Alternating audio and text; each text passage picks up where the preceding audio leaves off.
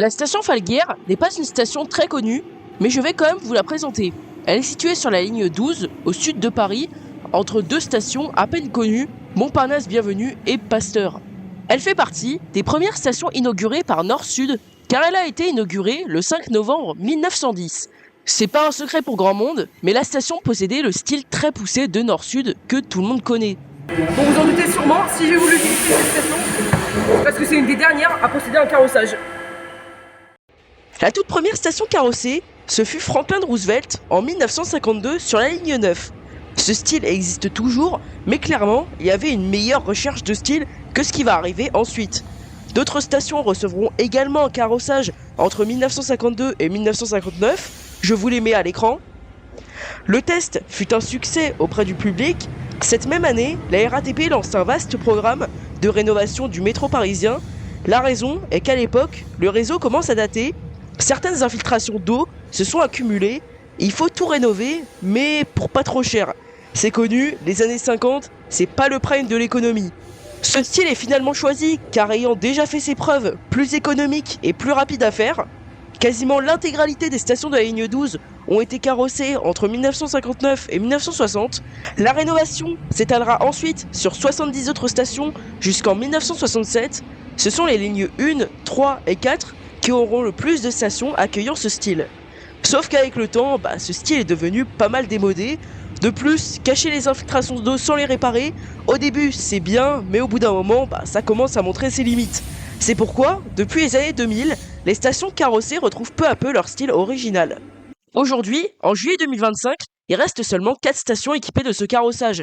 La station Sentier sur la ligne 3, les stations Vaugirard, Convention et bien évidemment Falguière sur la ligne 12.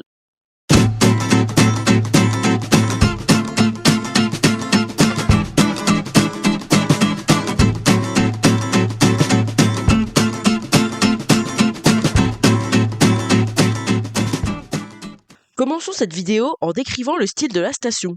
Ce style est composé d'un lambris métallique qui permet de cacher les carreaux historiques. Le panneau publicitaire est beaucoup plus grand que la moyenne. Et le panneau sont encore d'origine, avec des lettres jaunes et en majuscules, et petite inscription email là-bas. Je ne sais pas ce que ça veut dire. Bon, en gros, Email Labord, c'est juste un fabricant de panneaux qui en a fabriqué pas mal, notamment pour la SNCF et la RATP, dont celui-là.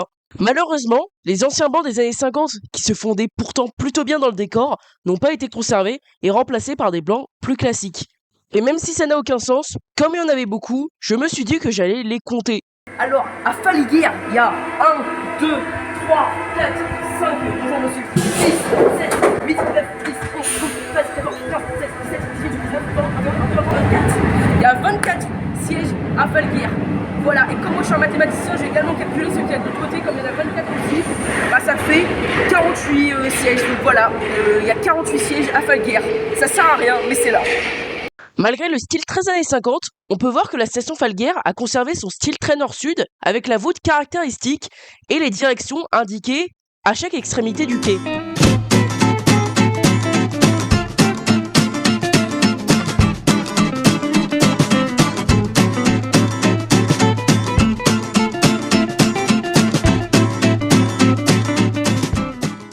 La station ne respecte pas les normes, car il y a une sortie là-bas, mais pas ici, alors que la station a été construite après l'ancien couronne. Si vous voulez en savoir plus, cliquez sur cette fiche juste ici. C'est bon, t'as fini ta pub ? Sinon, l'équipement reste pour le moins tout à fait classique, mis à part le panneau sortie qui a probablement pas été modifié depuis au moins 50 ans. Sinon, les chiffres.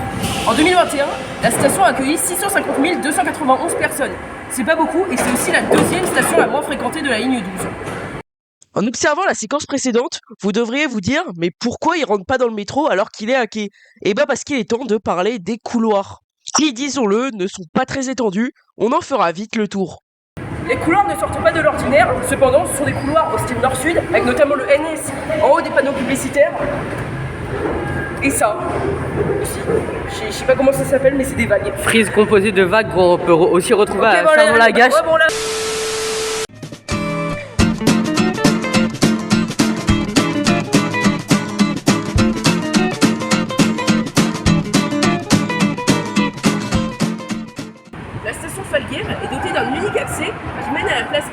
tunnel avec un style très poussé de nord-sud, avec le nom métropolitain en rouge, le porte-plan très spécial et la barrière décorée.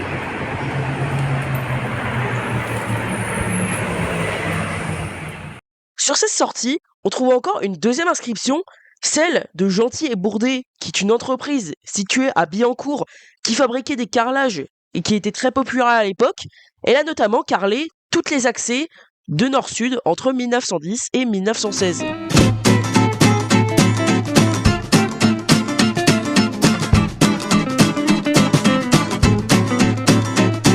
Je vous ai dit plus tôt que l'unique accès débouchait sur une place, mais ce ne fut pas toujours le cas. Dans de vieilles images satellites, on peut voir qu'à l'époque, cet accès débouchait sur un terre-plein. Ouais, c'était vraiment la période du tout-voiture. Cette place semble avoir été créée dans les années 80.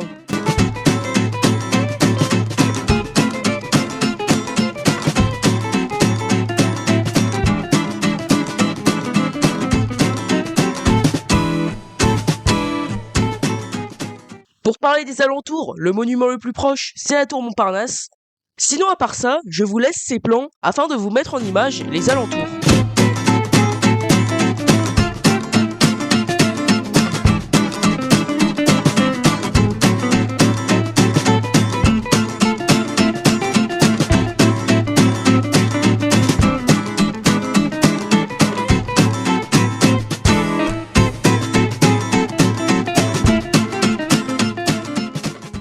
Cette station de métro prend le nom de Falguière en référence au quartier de Paris qui se nomme Falguière, sauf que bon c'est assez incohérent car le quartier de Falguière est en vérité situé plus au sud et plus près des stations Volontaire et Vaugirard. Passons au bus. La station Falguière est desservie par 4 lignes de bus, les lignes de bus 28, 82, 89 ainsi que 92 qui desservent l'arrêt de bus Maine-Vaugirard et pas Falguière, allez savoir pourquoi, pourtant c'est plus proche de la station métro Falguière que Vaugirard.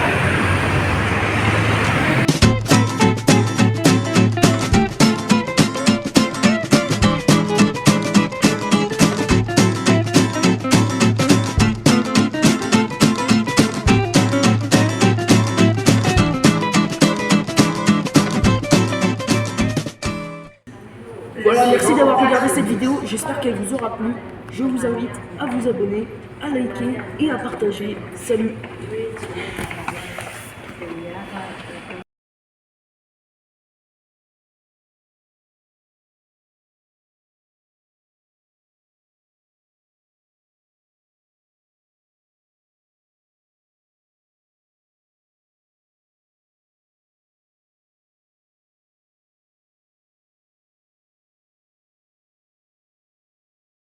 Alors moi c'est Skander, vous m'avez peut-être sûrement vu dans les commentaires d'Histoire de train. Ouais. Alors moi aussi je suis passionné, mais je fais pas trop de vidéos, de toute façon je fais pas trop de facecam généralement. Sinon voilà. Voilà, c'est un futur cadreur. C'est moi. Voilà, coaché par lui qui sait toujours pas cadrer alors qu'il a déjà fait 3 tournages avec moi. Voilà. Je vous tease,